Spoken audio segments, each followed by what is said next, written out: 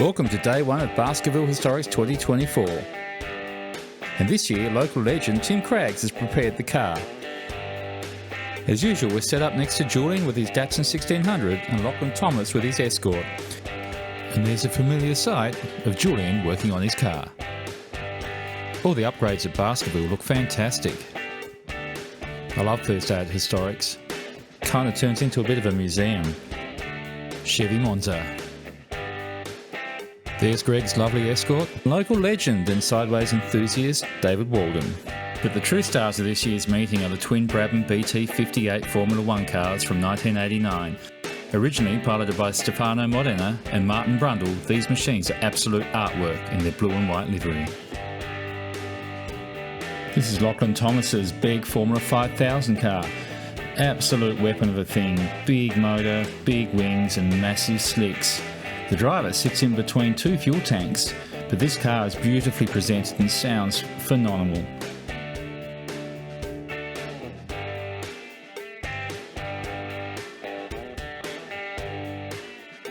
As always, we'll take a bit of a walk down the pits here and have a look at the open wheelers. These things look absolutely amazing. I love the presentation of these cars, I love the glorious colours, and there's something about an open wheeler, just that feeling of sitting in the car, out in the wind. It must feel amazing to drive one of these around this fabulous track.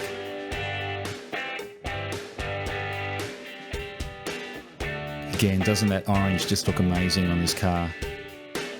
Now we can see the Group S cars. These guys have come down from the mainland. That's Honey Pitt's 914 Porsche though. She's a local, great driver, and shows some of these Porsche 911 guys the way around our track. Used to own a 911 once, great cars, but have a look at this 928. I've owned 3 of these and always thought they'd be a great race car, and this one certainly proves that.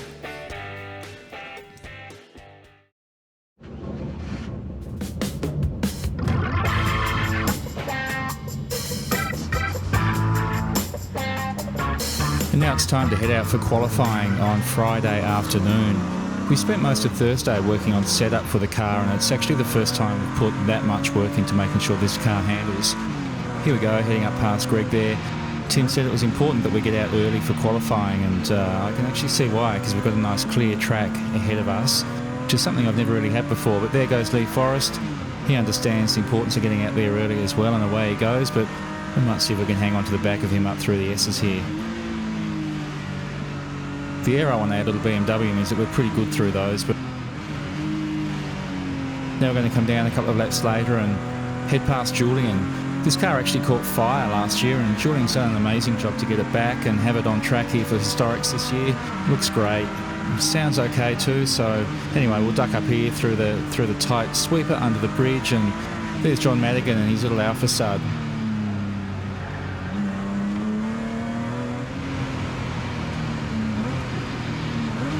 That's the banker lap sorted out, so now it's time to come in. Tim's going to do a bleed down on these tyres, check the pressures and let me know where we're at. In this next run, we're going to have a bit of a push and see where we can go.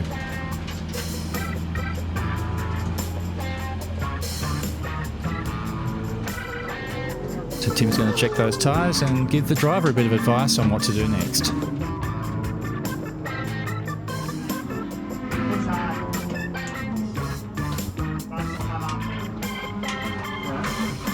And with that, it's time to head out on the track and really send it for a quali lap.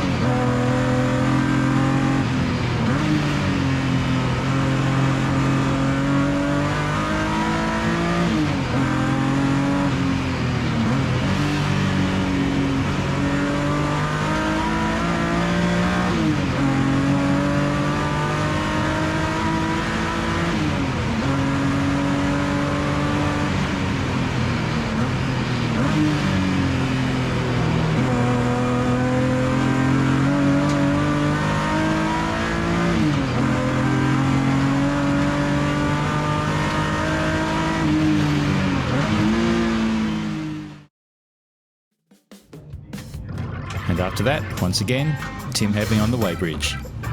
I reckon we must have been on this bridge about 12 times over the weekend. But this is all part of the setup plan we had for the car, and now we've got plenty of data, as you can see. So we know where the car is, we know what it weighs, we know what the tyres weigh, we know what I weigh. It all helps us set up, and we've really got these tyres in the window for the races. So finally, here we are on the grid, ready for race one of what's going to be a jam-packed weekend. Big shout out again to the track crew that really keep us safe, and they're the last line of defence for us before we go out on the track. So now that Paul's waved us out, it's time to hand over to the one and only, the legendary David Rhodes for some commentary. On the grid and set for a start. And there it is, on board with Stewart at the moment, and Jags to the right, passing the grass in the first 200. But oh, look at that! It's the mighty Dado, I think. It is indeed. It's Kyle Smith has zipped through from nowhere. He's threaded the needle. Here we are on board with him. It's a wiggling wagging at the start. It's a massive horsepower, not 2 litres, but a great start there. Red and blue lights flashing as he makes his way forward. This is the view from the beamer of Sir David himself, and there is the pass on the grass on the left, and there's Kyle on the right, treading his way through. So black cars following the, what is it? It's white and orange and what have you. It's the Sir David Walden machine. There it is on screen at the moment, looking from the Kyle Smith Datto, the world's loudest Datsun, the little 2-litre thing that you can hear from the moon. An outside shot there from the Calinaris 2000 crew, I do suspect. Back on board with James Crunt, aka Stuart Brinsmead. Nice sort of smooth gear change there. Kisses the apex ever so gently there. Up a gear, down a gear. Back with King Kyle, and he's working pretty hard. And that's getting thrown around a little bit in the car. What's this? I think, well, I'm told it is a cool suit canister, but I reckon it's nitrous. That's the word in the street anyway, and it's doing the business because he's scooting away. He's Sir David in his beamer, and we're back with, who's at that Stewart in the 20, the 2-0 machine, the Tasman BMW. Nice smooth action there as he drifted out wide, coming out of the left-hander, picks up a gear, sweeps through the sweeper, funny that, and sets out after the mighty Datto, the 2-litre Datto of Kyle Smith, back with their great man himself. He's working pretty hard. It's a bit of oversteer, a bit of understeer, and it's really dancing around on the racetrack because he gives it absolutely plenty, as you can tell. He's chucked around a little bit as well. There he is in the middle of shot there, and there is Stewart following right on behind. There he is again, back on board with the great man. And not too much he can do about catching up to the mighty Datto going up Baskerville's famous hill. But he's trying as hard as he might, looking in the mirror anxiously. I reckon he's pretty clear at the moment. It's all about eyes forward at the moment. Sweeps it through the left-handed roll. There's that famous nitrous spot again. That's getting a workout. Look at the way that BMW scoots away back in the middle in the BMW sandwich at the moment. There's King Kyle, Killer Kyle. Look at those in the mirror. We'll probably see there's the lights. It's the red, it's the blue. It's like a disco in there. I don't think he takes any notice of them, but like, gee, they're pretty. There's no doubt about that. Back to Stewart, and he's having a look at the data in front of him, and it's moving out all over the shop. It's right on the edge of adhesion. Speaking of which, look at the blue smoke from the Datsun, not the Datsun, from the BMW of Sir David. Was it front, was it rear? I don't know, but certainly a lock up. So he's well under pressure, no doubt about that. So looking out the back of the Sir David Beamer, and back in with Stewart. He's the last car in that 3-car train at the moment, heading up the hill.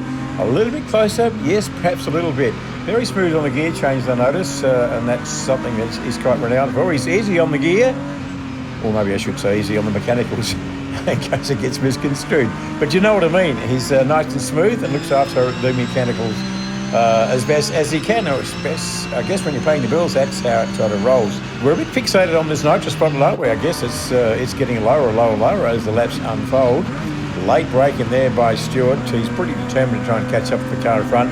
I think he's giving away probably, what, 1,000 cc's difference, 2 litre place, 3 litre, something like that. Touch of dust there as the little Datto sticks it over in, that's not dust, that's blue smoke. As the Datto has a lock up and more blue smoke. So Kyle Smith under a bunch of pressure now from Stewart, and he's the closest he's been for a while. You can see on that shot there as well. So Stewart's pretty racy in the Tasman BMW on this part of the circuit. There he is there, much closer to the back of the Kyle Smith Datsun. So turns 2, 3, 4, that little Estes complex, he's very racy there. Look, that's the quickest, not the quickest, that's the closest He's been for quite a while, and he's working the wheel pretty hard there. So he's got the head forward, the head to the side, very Jack Brabham, John Bowish, the way the head's just popped off to the left, very classic racing driver style. Picking up through the gears again. Kyle's moving over from this. Is he moving over, or is he's slowing down? Oh, mechanical problems for King Kyle in the data. I think he's revved it too high once too often. Oh, the commentator's curse is alive and well. Sorry, but he didn't mean to, but, you know, there you go. It happens. So it's BMW versus BMW, but a fair gap between them. There's no Datsun in the way at the moment, but Stuart's got the bit between his teeth. Now, look at that. He has got the bit between his teeth. He's got rid of it. Well, he hasn't got rid of the Datsun. The Datsun got rid of itself. The dang Datsun, it's gone. So Stuart seems to be all fired up. Yes, was that almost two wheels there? I think it almost was. So got certainly all fired up is young Stuart now. He's out setting out after Sir David Walden, and that's the rear view from the good Lord's car as they crest the left-hander top of the hill and head down to the other left-hander. There it is now, different view, heading on to the famous Baskerville back straight and the lovely view of the spectator fleet, if you can call it that, on this gorgeous day here at the Baskervile Historics. A late break there from Stuart, picks up a little bit of ground, if you like, and on the left-hand side we saw the forlorn datto of Kyle Smith, unfortunately not taking any further part in the race as a result of the commentator's curse. Works every time.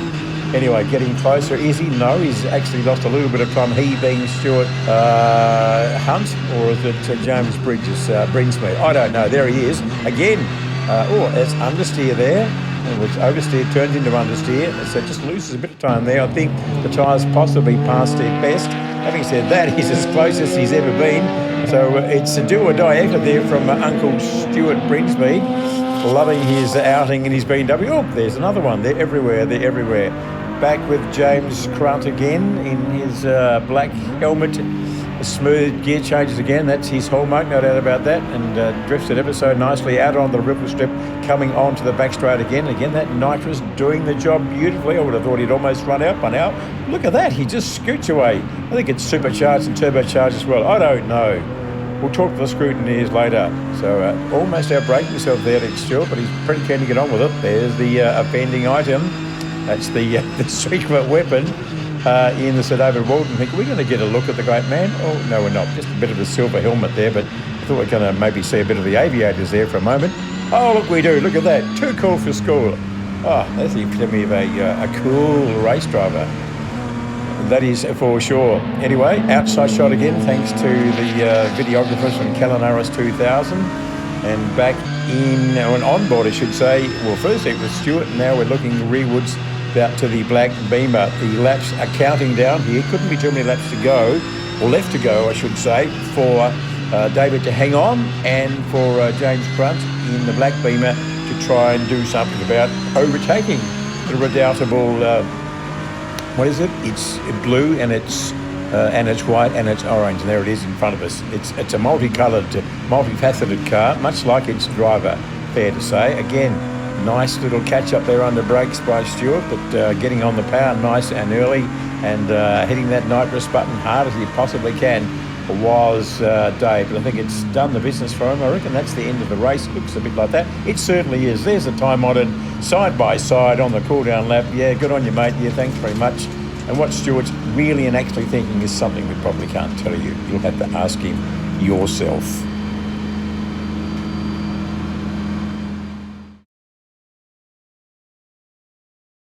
And now I want to take you on a journey on what it takes to build a BMW E30 race car. First up, find a cheap shell, $200 for this one, and add a roll cage. Next up, learn how to carbon fibre, use fiberglass and make moulds. That way we get to pop out sweet parts like this. Find a BMW S50 engine, one of the best sixes of all time. Find some Brembo brakes off a BMW 750iL and paint them blue. Add some BC Gold coilovers. Spend 3 years in your garage building your dream car, not having family or friends. Then send it. And finally, do a lot of smiling because your car's still running at the end of the meeting. And so after a great first race, I had high hopes for a good finish in race 2. But this was going to be one of the toughest, most incident-packed races I've had at the Historics. And sadly, Julian's car would detonate a few laps in, and another car drops a heap of oil at suckers, causing us all to nearly go off. Enjoy.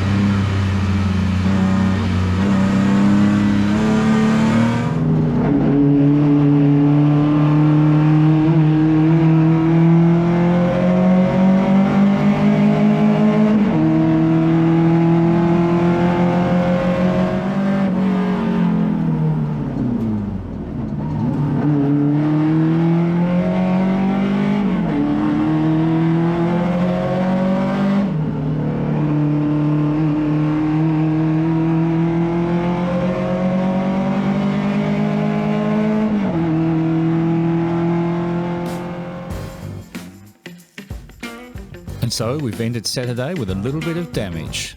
But that's okay, the hard-working mechanic got to work and started fixing it. And I got another one of Tim's lessons. Detrimental, big lump there. Use detrimental to fuel balance. I was also told to hydrate.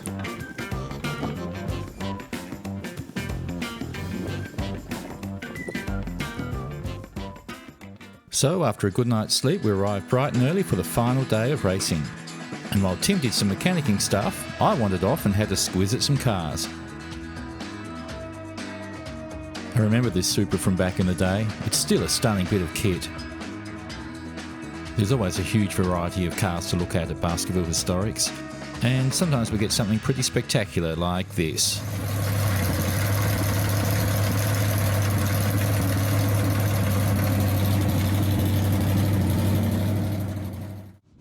So it's time for our morning race, and we had a bit of a vibration yesterday afternoon, but looks like we might have fixed it. So apparently our tyres are going to come on around lap 2, and we should be good for about 6 or 7 laps, and then they might get a bit squirrely towards the end.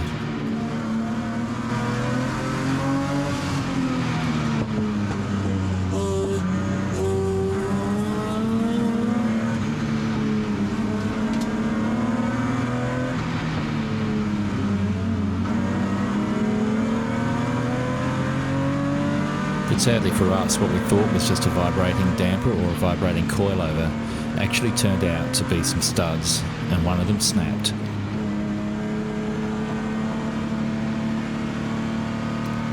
So we're always learning stuff with motorsport, and this turned out to be one of those occasions. The studs obviously have a life, and probably should have changed them before now.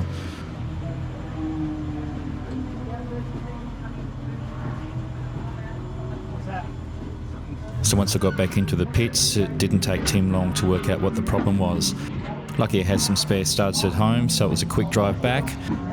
Got back in time and Tim fitted them up ready for the final race of the Baskervile Historics.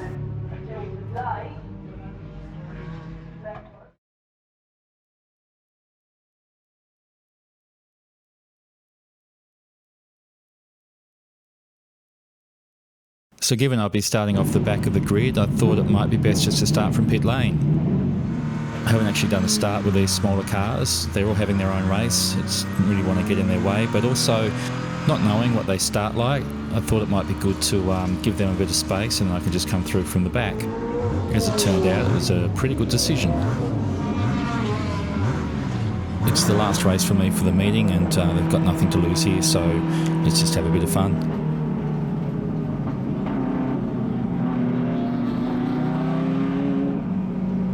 So as you can see from Greg's onboard, this is Lee Forrest having a spin on the bottom corner here.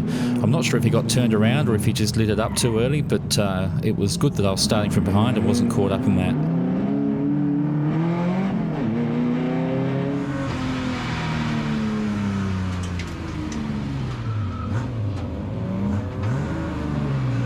And here's John on the Alpha actually moving onto the inside to let me pass, but I can't go past because we've got a yellow flag.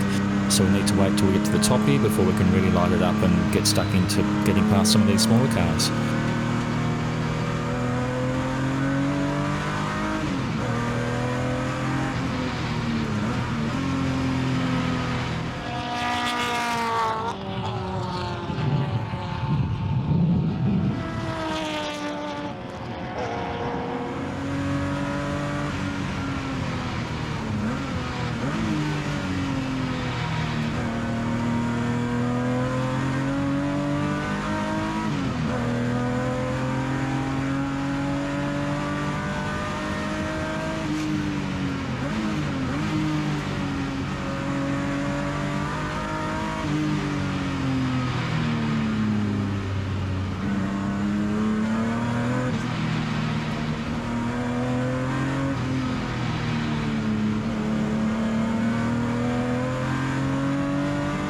Just trying to get past them as cleanly as possible. I don't want to stuff up their race or get in the way, so just a nice little nip up the inside there. And Greg gave me plenty of room, which is great.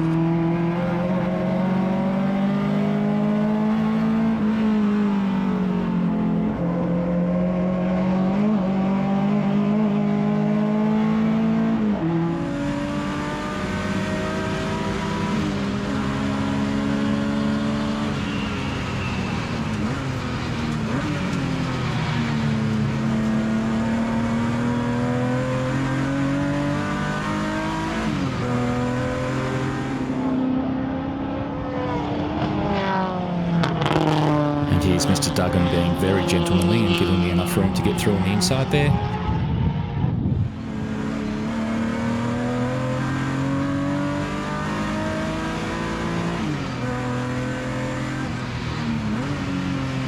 This Tirana's got a fair bit of grunt in the straight line, but I'll make it pretty obvious where I'm going to come past, so you stick it down the inside, don't deviate, lay it on the brakes and we'll get the job done.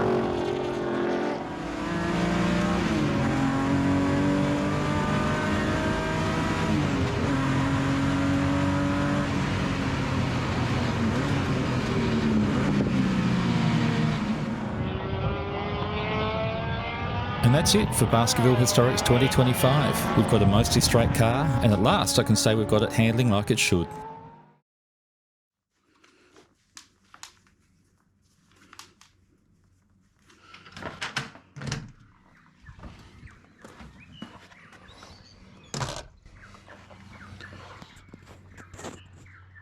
The last time I did one of these videos, I reflected on friendship and how motor racing is made so much better with mates and family.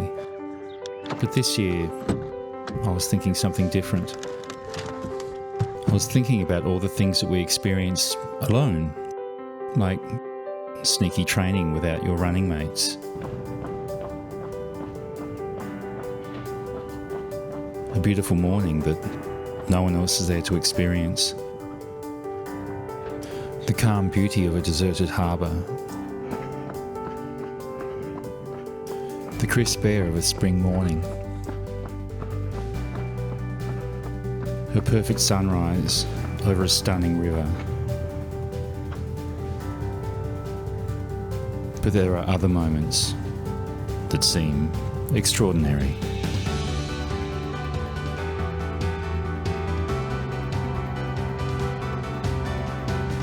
Life can be amazing, it can be hard, it can be lonely. But sometimes these memories alone are the ones we remember forever. And sometimes when we think we're alone, a friend's got our back.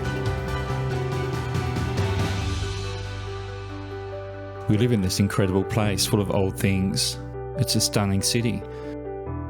And these old things sometimes take us places we never thought we'd go. We spend ages fixing them, caring for them, rebuilding them, making them better, making them faster. And they're the ones that spend the whole journey with us. The ones we spend the most time with, the ones we take the most care of, and the ones we put at the most risk. There comes a time at every Baskerville Historics where I find myself alone on the track. And I just get to experience the sheer joy of driving, of going as fast as we can. We feel like we're riding a bird, flying and soaring towards the sky. There are no limits here. And we're not alone. We're here with our best mate, and that best mate's the car. And that is freedom.